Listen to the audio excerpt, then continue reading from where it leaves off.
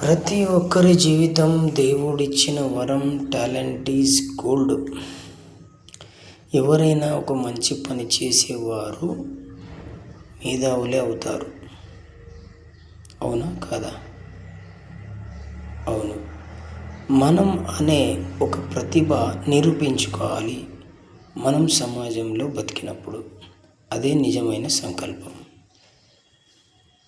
ఎవరి టాలెంట్ అయినా కాలంలో కనుమరుగు కాకుండా కొన్ని సామాజిక మాధ్యమాలతో ఈనాడు స్టార్స్ అయిన వారు కూడా ఉన్నారు.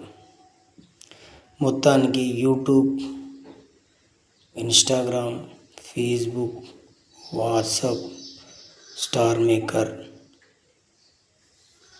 మన టాలెంట్ను ప్రూవ్ చేసుకోవడానికి బ్రాండ్ అంబాసిడర్లుగా లైఫ్ని ఈ ప్రపంచానికి పరిచయం చేస్తున్నాయి.